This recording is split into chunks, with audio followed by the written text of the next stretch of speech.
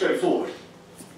And there isn't, within the scholarly community, within the Muslim scholarly tradition, going back over 1,000 years, there's never been too much controversy about the issue of jihad, the issue of terrorism, and terrorism as a construct and a problem. That's a recent phenomenon. But taking jihad within the Islamic teachings and traditions, most of the outlines that relate to jihad, and I'll get into that in a moment, most of the outlines and quite a lot of the detail has been agreed upon for over 1,000 years. Especially those details which today have become, in some circles, controversial and problematic. So the first thing that I'd like to do is that I'd like to kind of just to mention that I'm going to try to come from a mainstream tradition. That is to say, the bulk of mainstream Muslim scholarship as it presents itself for over 1,000 years, for close to 1,300 years, in fact, if not 1,400 years. That's the kind of background that I'm going to come from. Those issues in which, because it's a matter of Islamic law, those issues in which jurists, specialists in Islamic law, have agreed upon in the issue of jihad, I'm going to try to mention those things to us, to the audience, so that we can see, oh, these things have been agreed upon one way or the other. Those things in which there may be a slight difference, if it's relevant, I'll try to mention that. That's point one. Point two is, within the discussion of jihad, I'll try to bring in the issue of terrorism in terms of the two,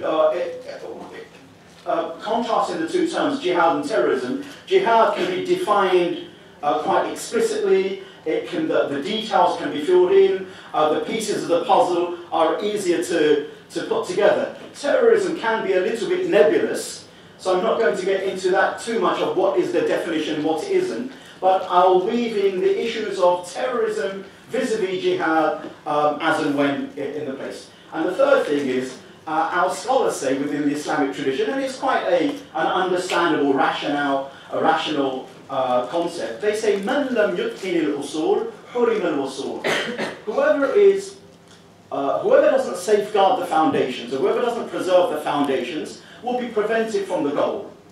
And in this sense, what that means is that unless we have a ground-up understanding of jihad, then the whole issue becomes very difficult to understand. If jihad, in my mind, is only holy war with vis-a-vis Muslims, that's going to be problematic for two reasons. First and foremost, jihad in our text never equates itself to holy war. I mean, if we were to put an Arabic term on holy war, it could be al-harb al-muqaddas, for example. That's probably the best translation, holy war.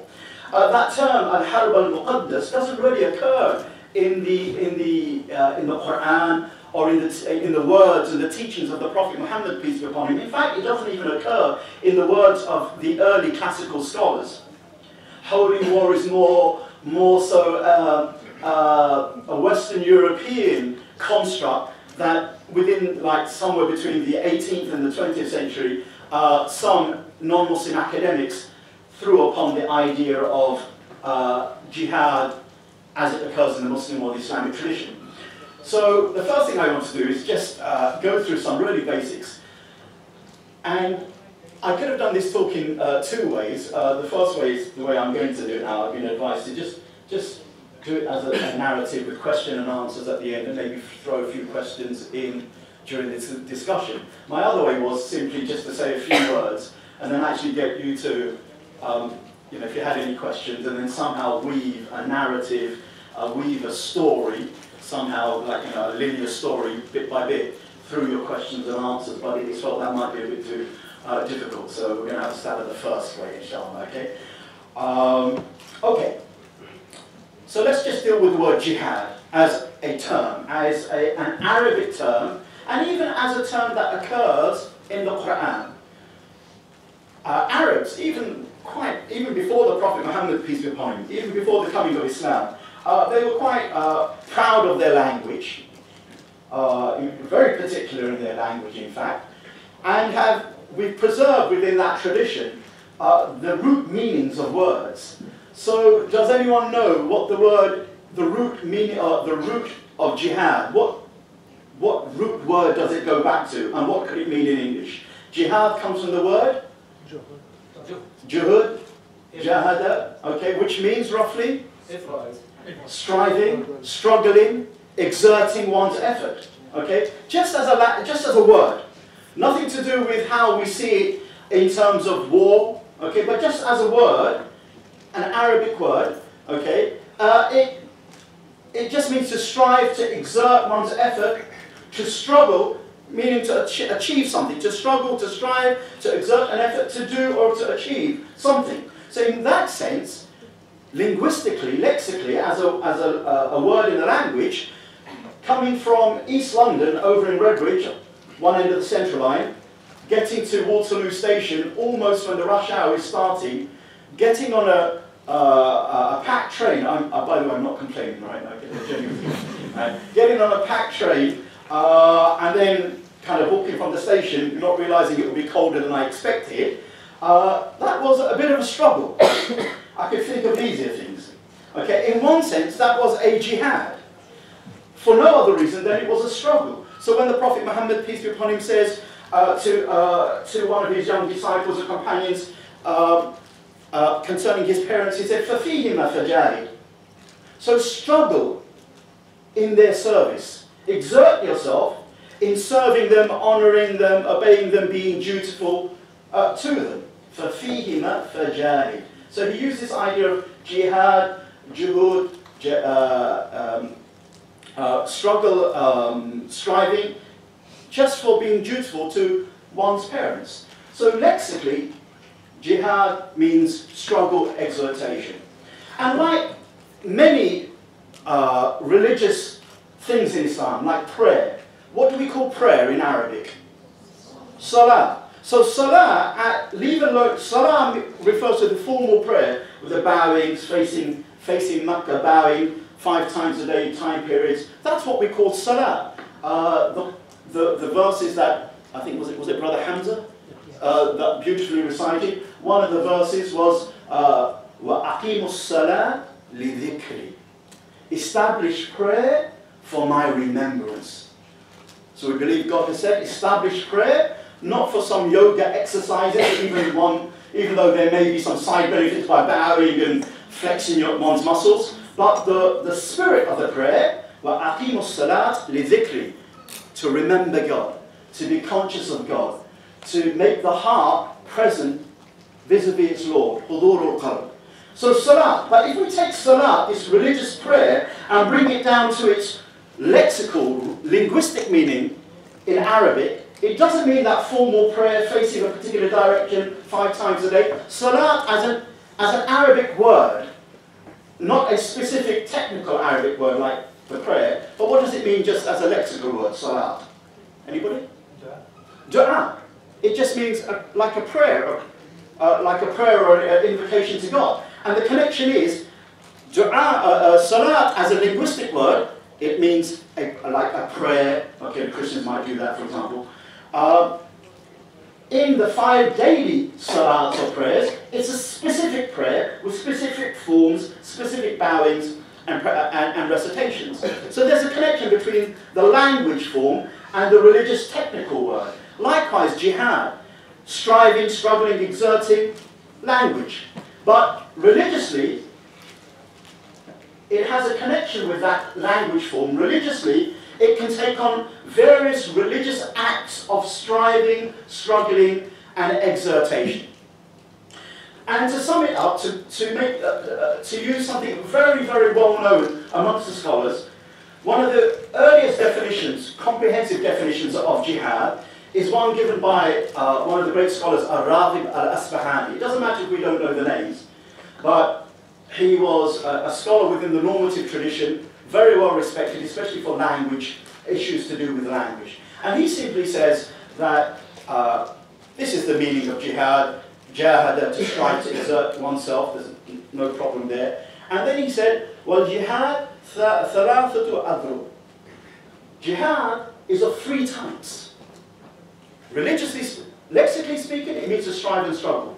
Religiously now, in the strict Islamic sense, jihad shows itself up in the Quran, in the words of the Prophet Muhammad, peace be upon him. It shows itself up in 3 different ways, or 3 different types. Mujahadatul adu al-zahir. Then firstly there is the jihad, or the striving against the outward enemy. We're talking about a physical outward enemy, a hostile army, okay? A belligerent hostile army. Country A, Muslim country A, attacked by non-Muslim country B. Non-Muslim country B, attacking Muslim country A, that's a hostile army. So the first one, Mujahadatul adu al-zahir, the outward enemy. Well, Mujahadatul shaitan, struggling against the devil.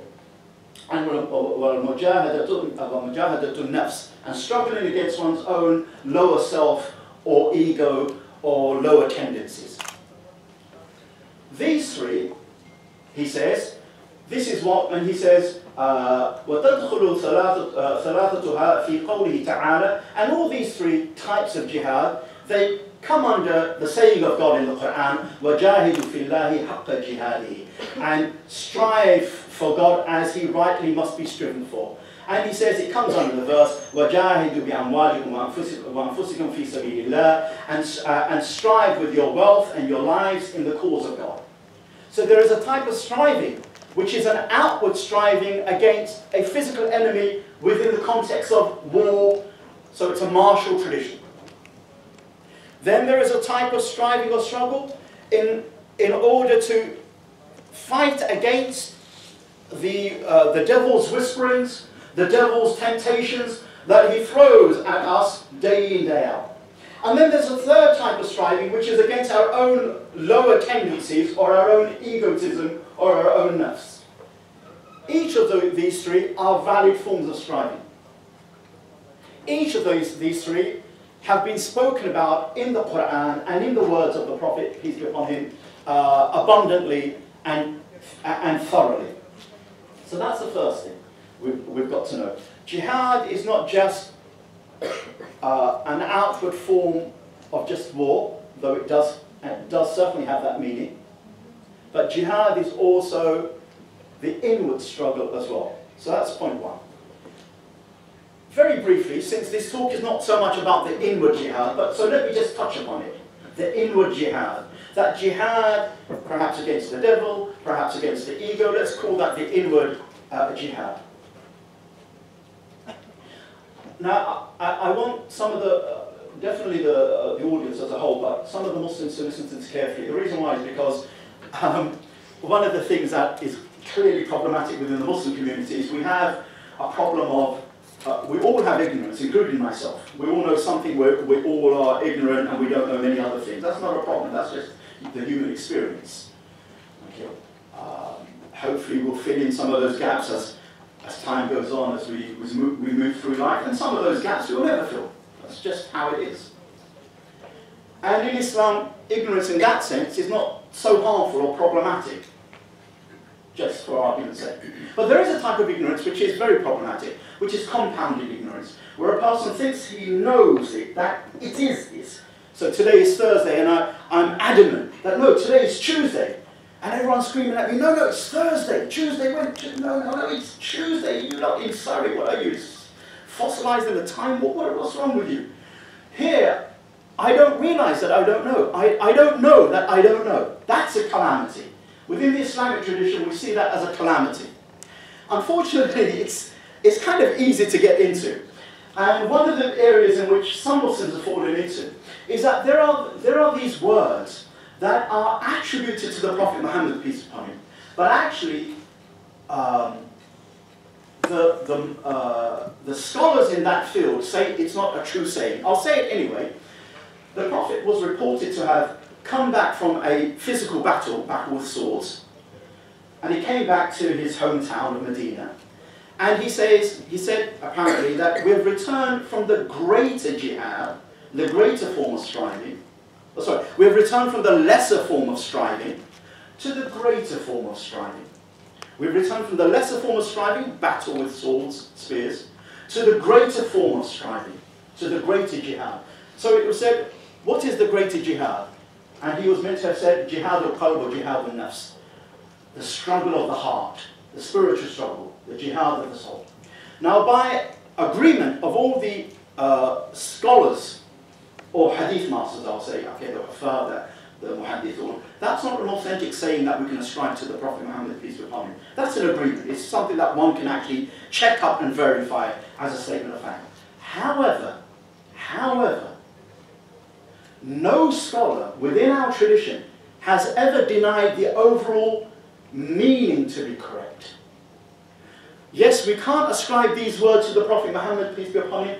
That hadith, da'if or da'if jiddan, you know, as a technical science, it has at least 3 defects in the chain. Okay, for those of you who might know something about hadith science. But as the meaning that jihad, the inward struggle to orientate ourselves towards God, is actually considered to be the greater. Rather than quote loads and loads of scholars, let me just suffice with 2 or 3 who some people may think, well, okay, I'm surprised that such and such a scholar said that. So the first one I'll quote is Ibn al-Qayyim, one of the scholars of the 8th century of Syria, 8th Islamic century, which is around about the 14th century of the Common Era. Ibn al-Qayyim simply says, Afradul jihad, the most obligatory form of jihad is jihad against the nafs, the ego, jihad against shaitan, the devil, jihad against the hawa, the whims and desires and one's passions, and jihad against the dunya. Dunya doesn't mean world here, it means worldliness. Okay, Waterloo to Guildford, you see some beautiful sceneries of the world. Okay, the green hills of England, and well, the trees aren't actually green at the moment, but they will be soon. It's really beautiful, and I can imagine walking from the station to here, we pass a lovely pond on campus, a huge kind of a lake kind of thing. And I can imagine how beautiful that would look. That is actually, say, in summertime or in springtime when things begin to bloom. So the world has some beauty in it, but dunya here means worldliness, being too materialistic. So he considers this afradul jihad, the most obligatory forms of struggle are struggles against these 4 things. These 4 pulling tendencies that pull us away from God, that pull us towards our base instincts. Ibn Taymiyyah, his teacher, Imam Ibn Taymiyyah said, jihad against the nafs, the ego, and the hawa, the desires, is the basis for jihad against the non-Muslim or the disbelievers and hypocrites. One cannot do jihad against them until he first wages jihad of his ego and his desires. Why? Because if one doesn't have a spiritual struggle, he's saying, then actually one's intentions, one's motive for fighting for God's sake become corrupt.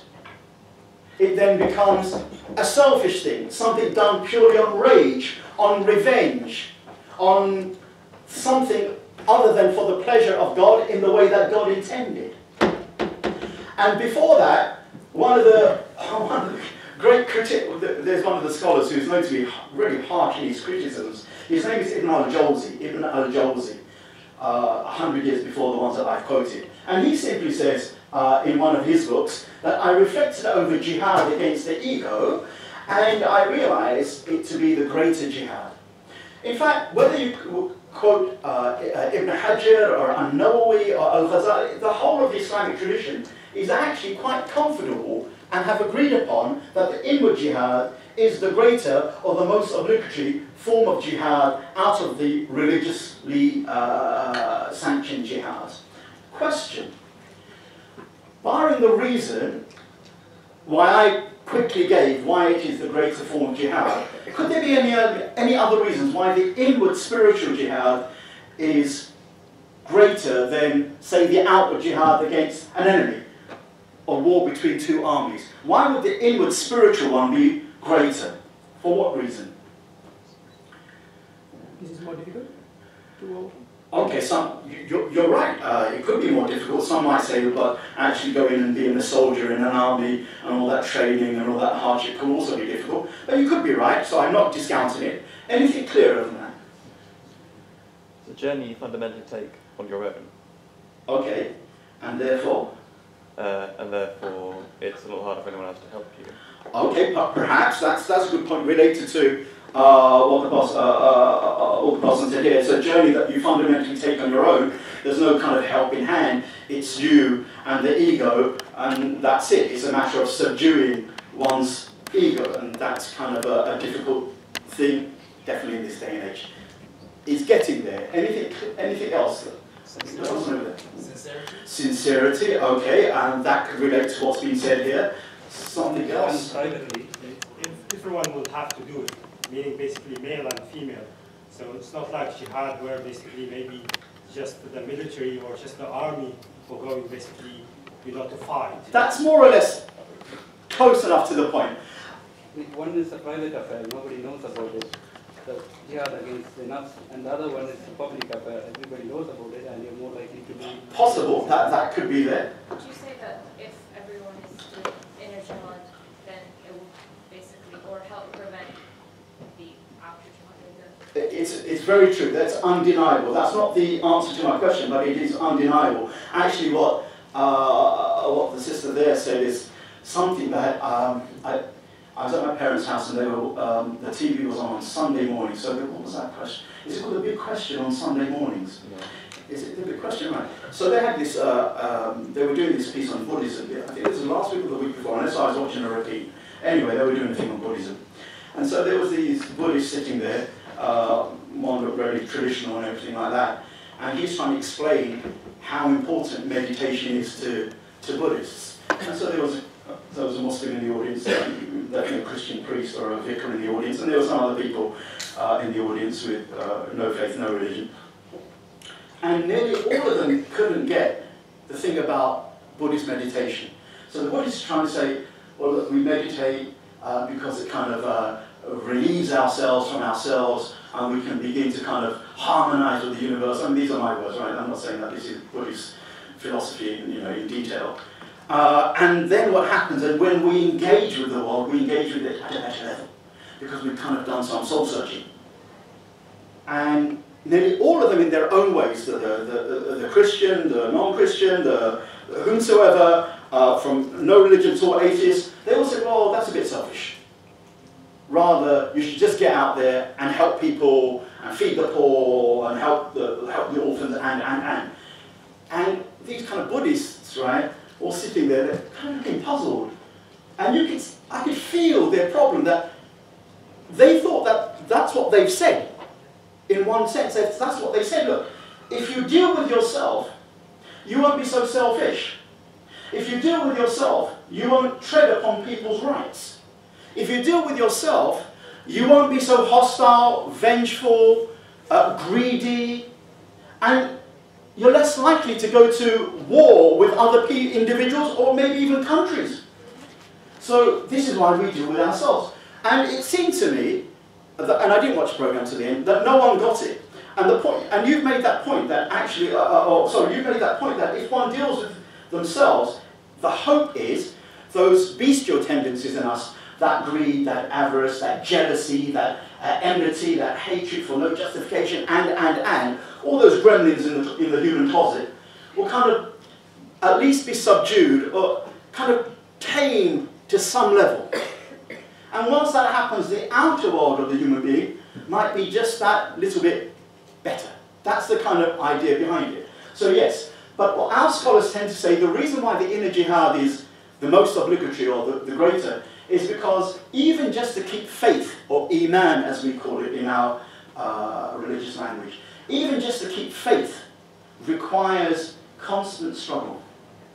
Because there is devil pulling, there is worldliness pulling, there is the ego saying something opposite, so on and so forth. And so there has to be a reasonable amount of effort, not necessarily to kind of like sweating and profuse anxiety, but a reasonable amount of struggle just to keep basic Islamic beliefs and ethics, especially in an environment like this. And that has to be done 24/7. Whereas physical jihad, one may have dealt with the army within 6 months, and there may be peace for the next 6 years. Who knows? There is a hope, okay? Or the two armies were going to clash, and somehow diplomacy won over. Thank God. So there will be times when there will be no outward, there may be the possibility of an outward jihad, but there is actually no outward jihad going on, or not right now where I am. But the inward jihad goes on 24/7 for every believer. So this is why they generally say the inward jihad is the greater or the most obligatory, even if there is a specific hadith, specific saying of the Prophet Muhammad, peace be upon him, which is not authentic. Outward jihad, very quickly. Outward jihad, they say, enjoining good and forbidding evil. Well, I'll leave that for the time being, but one of the sayings of the Prophet Muhammad, peace be upon him, in Sahih Muslim. And so whoever strives against them with his hand is a believer, whoever strives against them with his tongue is a believer, whoever strives against them with his heart is a believer, and beyond that there isn't a grain of faith. So when there is something wrong, one should courageously correct it, eradicate it with the hand, if not then at least speak wisely against it, if not then at least dislike the wrong in the heart, and beyond that there can't be any faith, even if the heart doesn't like evil or wrongdoing. So the word was, jihad was the word used there. The Prophet, peace be upon him, said about dutifulness to parents, فَفِيهِمَا فَجَاهِدْ. So there are certain ethical duties that Muslims have that sometimes are difficult. We may not have a harmonious relationship with our parents. Maybe it's our fault, maybe it's our parents' fault, maybe we're both to blame at some level. Or we have a harmonious relationship with parents, but at certain older age, parents get a little bit cranky and senile, and then it becomes hard to deal with them, okay, or just to kind of be with them because their thinking isn't straight.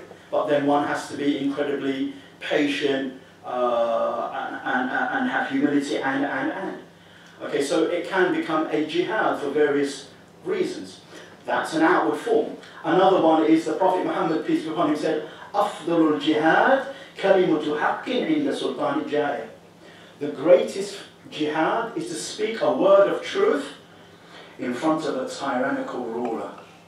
Notice how it says عند سلطان الجائر.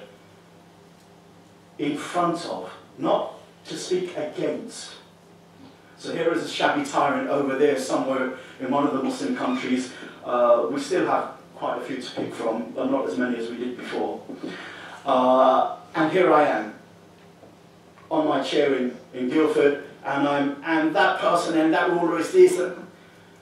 How is that a jihad? That is either a news broadcast or it's just bragging. But here is a clear act of injustice.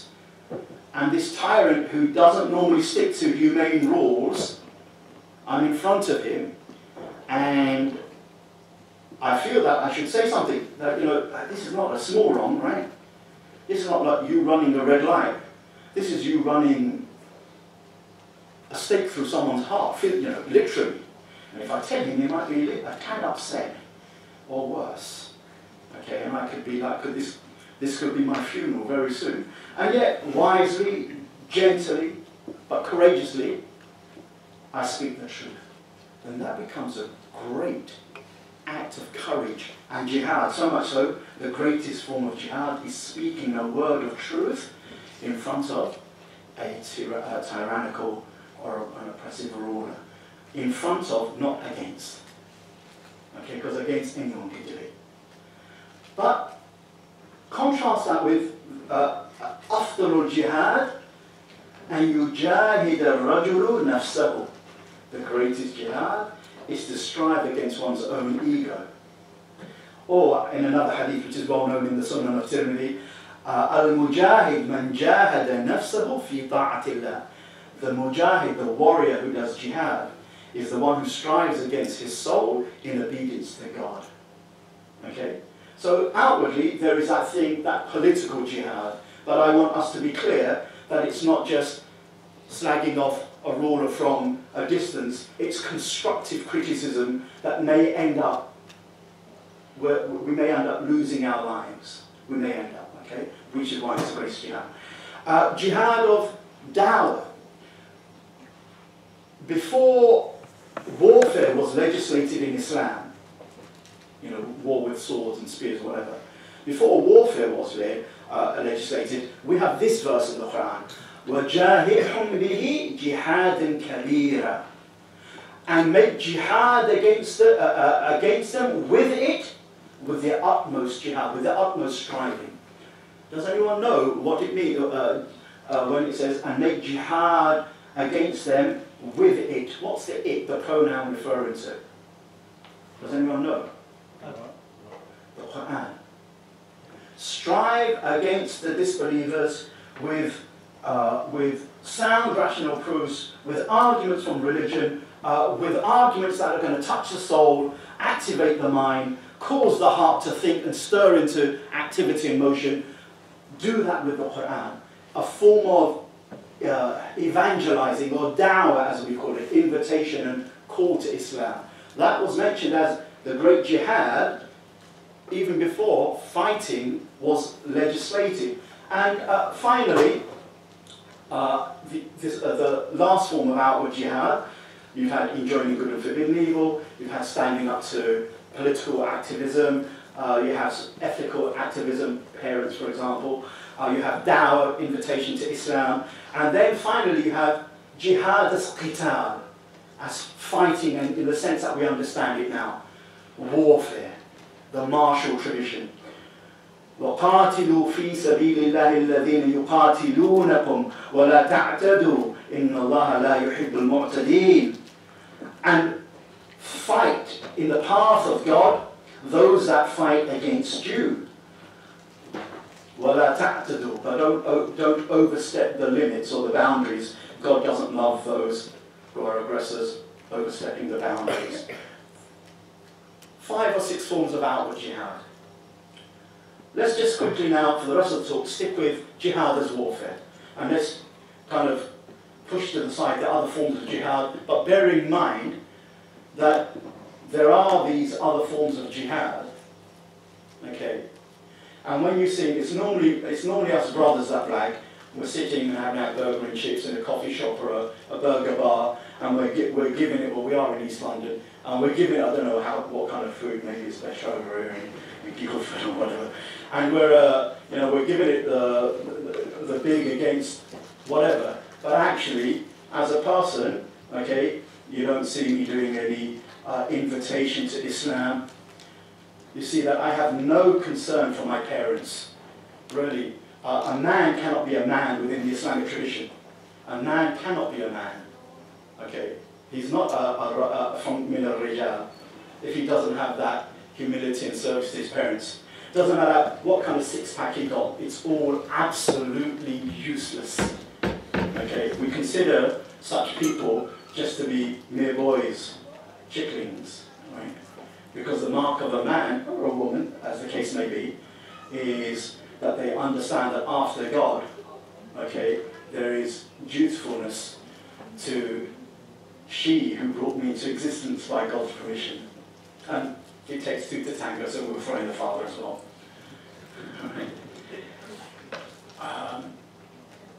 So let's deal with jihad as warfare. Okay.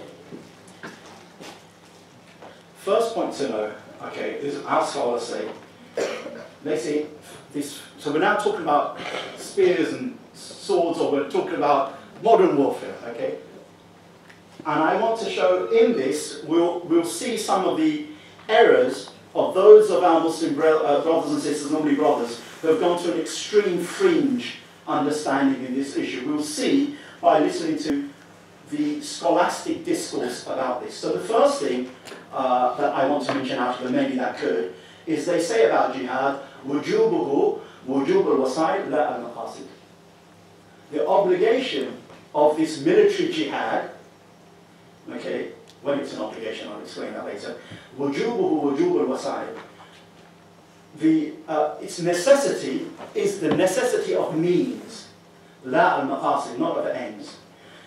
This jihad, physical or military jihad, is a means to an end, not an end in itself. It was never understood to be an end in itself, a means to an end. And therefore, if the end could be reached without this particular means, then fine.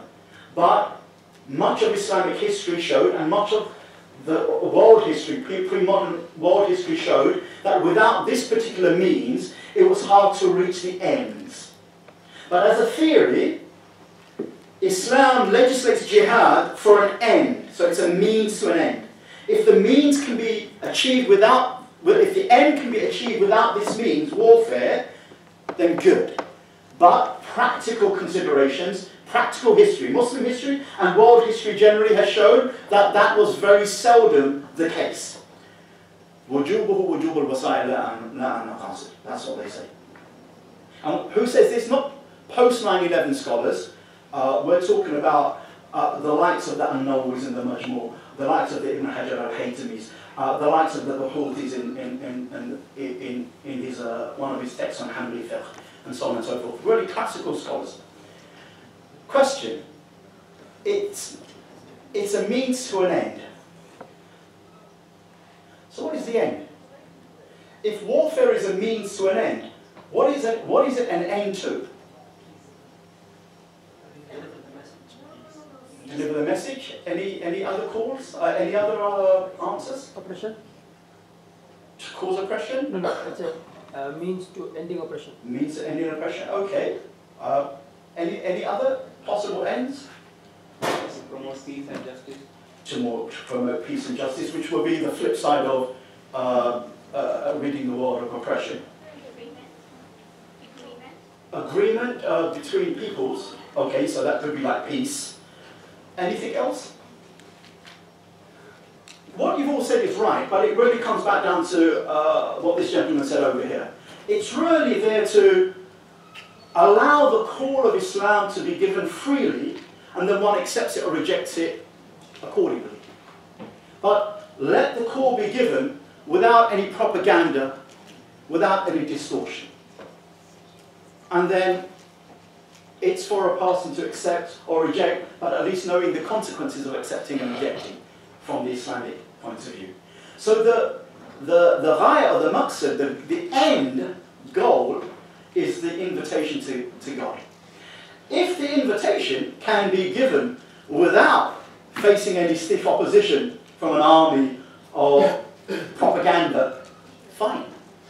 But in the early days of Islam, in Mecca, okay, in Makkah, the Muslims were a persecuted minority. Once the call went public in the 3rd year after the Prophet, peace be upon him, received revelation, as soon as it went public, then there was public persecution, and it was intense. When they migrated away from Mecca to Medina, they thought, okay, now we can live as we want, but then it was a matter of the Meccan non-Muslims weren't happy with that. They tried to attack the nascent, fledgling community, and therefore the Muslims were on the defensive on the word go. Sometime into the Meccan period, 7 years into, or round about that period, it was a matter of, right, if we're always on the back foot, always waiting for an attack, one day they're going to catch us off guard and do us. So let's be preemptive. That is, to strike before they strike us. Since we know they will strike, we've had more than 10 years of it, we've had more than 14 years of it, let's be preemptive. So there came a time when there was also preemptive. So the Muslims either experienced the violence and war, the Muslims were either on the receiving end or either on the giving end. It was highly impossible for God in the Quran to remain silent about such a huge issue. So rules and legislation came down because, unlike Jesus Christ, peace be upon him, but more similar to Moses, peace be upon him, who we've just, some of the verses were just recited about Moses, peace be upon him. The Prophet Muhammad didn't lead a small band of people, okay, with no political considerations. He led a large group of people, and acting as a prophet, as a spiritual guide, but also as a statesman and a political leader. So his life reflects, so for example, the Prophet, peace be upon him, personally never took revenge against any injustices done to him, always forgiving. But you can't be like that as a leader.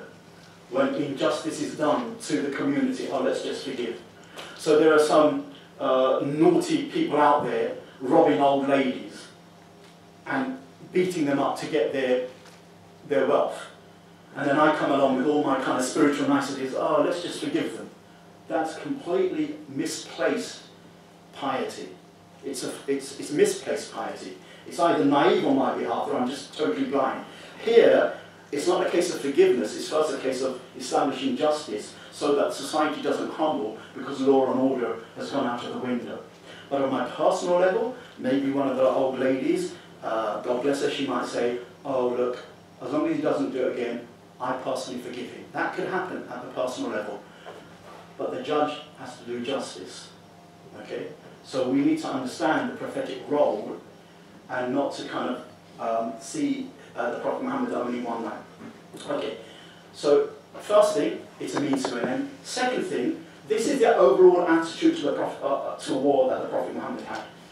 There are different sub-attitudes he had, attitudes within the overall attitude, but this is the overall attitude, meaning many of our scholars say this is the most comprehensive description he is given of fighting physically the army.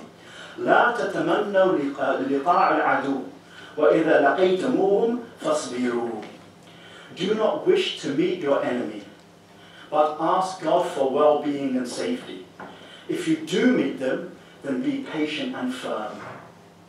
And then one narration continues to say, and know that paradise lies beneath the shade of swords. Never wish to meet your enemy, but ask God for well-being and safety. For afia, okay, in one hadith. But if you do meet them, ask God for courage and firmness, sabr, patience, firmness, fortitude. So never wish to meet your enemy. But if diplomacy and all other means fails, then kind of not left with many choices. Just another saying of the Prophet Muhammad, peace be upon him. So he said, after me there will be conflicts after me there will be conflicts in your affairs. If you are able, resolve them peacefully. The only thing about this saying of the Prophet Muhammad, or this hadith, some of our hadith scholars have said it's an authentic hadith, some of them have said it's mardud. So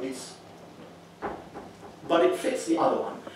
Another authentic hadith, the Prophet Muhammad said the most detested of names to God, the most loathsome of names to God, are harb and murra, war and bitterness. God doesn't like the name war, and he doesn't like the name bitterness, because they reflect bad things. Okay? When you take these kind of sayings of the Prophet together, we're not talking about that this man is a pacifist. The Prophet Muhammad, peace be upon him, nor does the Quran teach pacifism. But what it teaches, what we begin to see, is that actually this bloodthirsty image that the Prophet Muhammad, and by extension Muslims in general, have been characterized with, is less from the teachings of Islam, and it's more the product of certain people's agendas and imaginations. And sometimes part of those imaginations includes misguided Muslim imagination. Okay? So, quick summary, jihad is a means to an end. The end is free call and invitation to Islam. Jihad is not a virtue in itself, but it's a virtue because of what it can lead to. Used as a last result if diplomacy fails. And finally, it has clear rules of engagement. Let me finish with the rules of engagement, then I'll leave it open to question and answers, and whatever material I wanted to say, I'll try to weave that into Q&A. Again, these are not post 9/11 rules. These are rules in our books of manuals of Islamic law, some of which have been written close to over 1,000 or 1,200, 1,300 years ago, based upon certain teachings of the Prophet Muhammad, peace be upon him, sallallahu alayhi wa sallam. Firstly, that non-combatants, those who, to use the Islamic language, لَيْسَ مِنْ أَهْلِ الْقِتَالِ, لَيْسَ مِنْ أَهْلِ الْقِتَالِ, those who aren't combatants. So in the pre-modern times, it was very unlikely that you would find a woman as part of the standing army of any country. I mean, we had in our history here, in Britain, we had Queen Boadicea, okay? That's an exception to the norm, okay?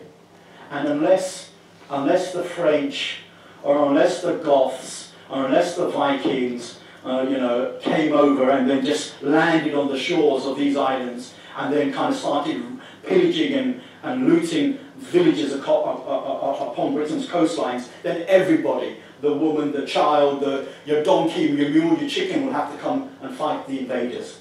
That's because there was an invasion. But normally when it came to planned fighting, women weren't included. So in pre-modern times, not just in Britain, within the Middle East, within more or less the whole of the world, religious people like nuns and priests, monks in their habit or their cell, barring a few times within the Crusades where you had monks who were actually warrior monks, nuns, monks, the elderly, the infirm, children, women, old men, they were from لَيْسَ مِنْ أَهْلِ الْقِتَالِ. They weren't combatants. Sometimes individuals maybe, but as a norm, they came from that category. And so the Prophet Muhammad, peace be upon him, said, do not kill elderly men, infants, young children, or women. And we know that, quote, the Prophet, peace be upon him, forbade the killing of women and children. Let me quote a famous jurist who represents mainstream Islam across the board, okay? Ibn Qudama al-Maqdisi, one of the great scholars of the 7th Islamic century in Syria. He says that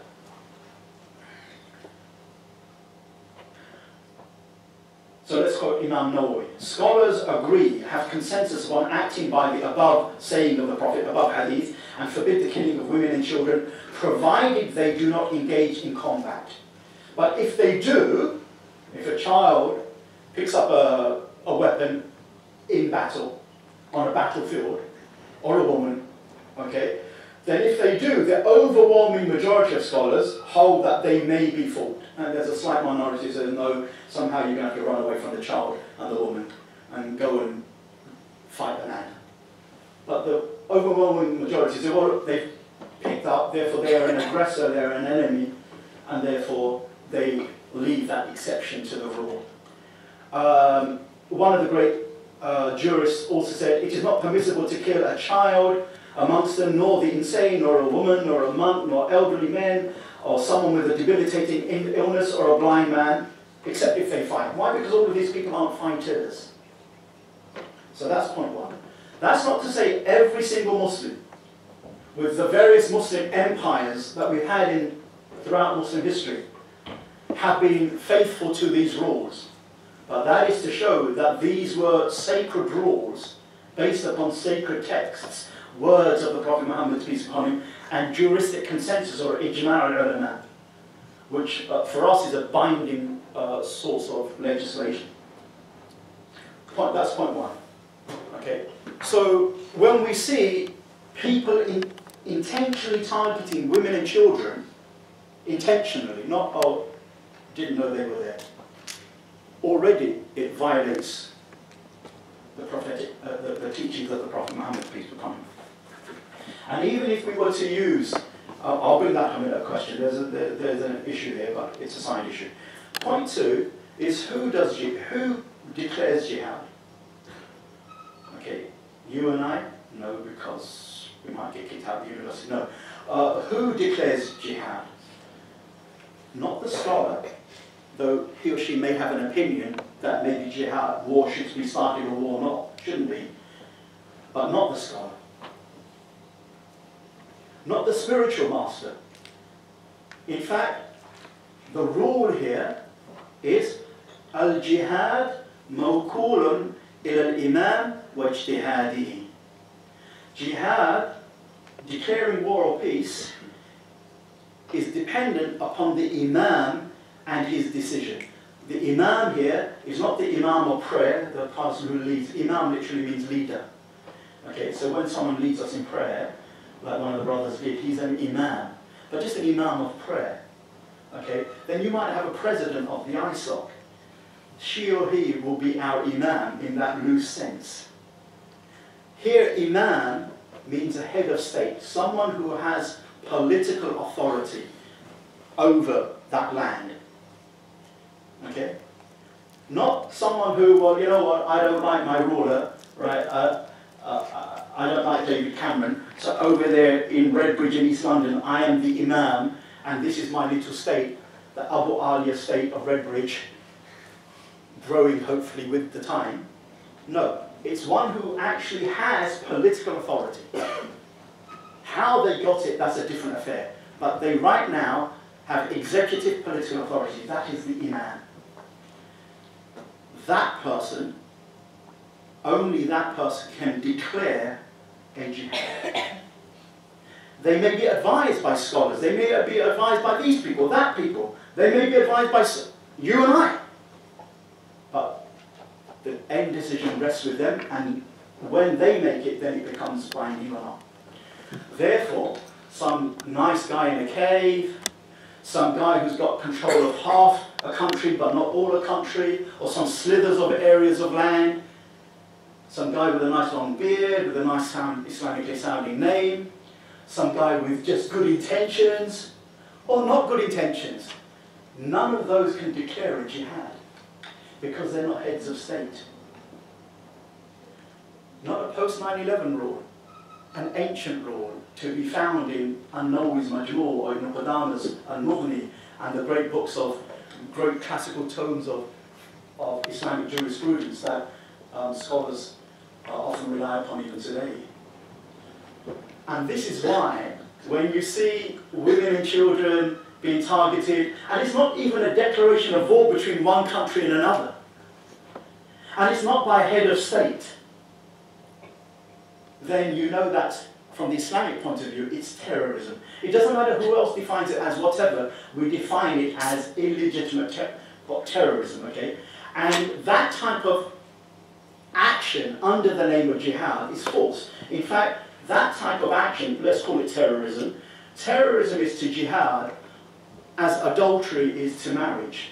There are things similar going on, but one is lawful and God-pleasing, and the other is absolutely abhorrent to God, even though there are outwardly similar things going on. But one is justified and sanctioned, and the other isn't. Okay? And that's within our tradition. And it doesn't matter what grievances my enemy has given me. I can't violate those norms and rules. Okay? I think I'll leave it there. I wanted to speak about how we were in the pre-modern times. In fact, I'll sum that up. Pre-modern times, not just Muslim world, but the whole world. Pre-modern times, the default rule in between, for example, go back 200 years ago, and we're living here in good old Britain. 200 years ago.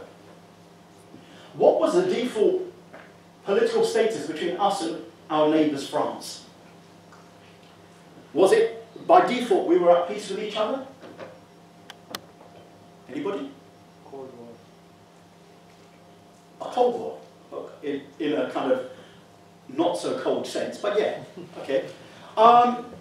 Throughout history, until the modern period, the default status between countries was kind of war, unless there was an agreement between countries, and then it would actually not be between countries, it would probably be between the king at that time and the king or queen at that time. And if, like, Britain had a pact with France, we won't go to war, and then King Louis the something passed away, that pact could have been just ended, and then we're back to square one. And then what people did, think of France and Britain. Britain didn't think, well, let the French set foot on the beaches of Dover, and then we'll deal with them. They thought, well, since we are at war, though there may be no war going on, we will preemptively strike first. And that's how it was more or less around the rest of the world, generally. But unless there were agreements between nations, countries and empires, then the default ruling was war. Same thing within the Muslim history. Default ruling was war. What changed that in the modern world?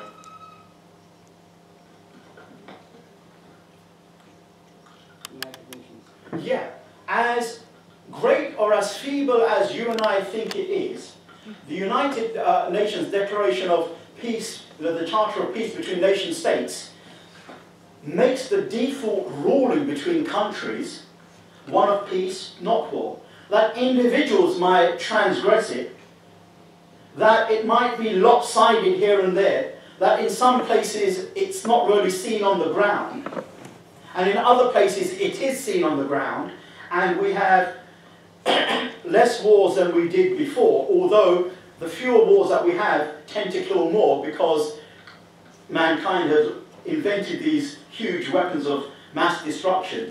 So, whereas in the time of the Prophet Muhammad, peace be upon him, 23 skirmishes in battles, that was the total number, 23 or 27, I can't remember, let's go with 23. Skirmishes in battles throughout the 10, 12 years in Medina, how many people died on both sides? 1,000? Close. Actually, that's close. First person I've heard who came close to that. Yeah, they say about 1,400. 800 on one side, 600 on the other. 800 Muslims, 600 non-Muslims. 13, 15 years of war. 23 battles, skirmishes. 800? Back in the 80s when I used to actively support West Ham, 800 people could be physically injured at a game, right? Especially if Fulham came down, then it was all hell will break loose. World War I, which wasn't a world war, it was European War I that everybody else got dragged into. World War II, European War II. Japan devastated economically, military, at every level at the end of the Second World War. And they had already capitulated. But yet, America threw 2 bombs off on them afterwards. The facts are there.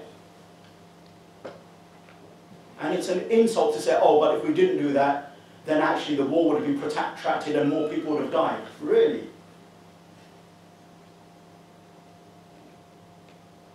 Tens and hundreds of thousands maimed and killed. But somehow that's all civil. 23 skirmishes and battles, and 1,400 killed on both sides. That's a bloody atrocity, right? That's unacceptable. So, the scholars said, since we have contracts, and we'll come down to contracts and covenants in question and answers, and the Muslim countries have signed up to that, for joy or for sorrow, then that is the default status. There are a few countries that haven't around the world, not just, but most Muslim countries, most countries in the world have signed up. Can it be improved? Yes. Can holes be filled in? Yes. But that's the default rule. Whereas the default before was, unless we're in a state of war, unless there's a peace treaty. And there can all be a king who decides, well, I'm not going to honour my treaty. So it was always tentative. Which is how we get into World War I, right?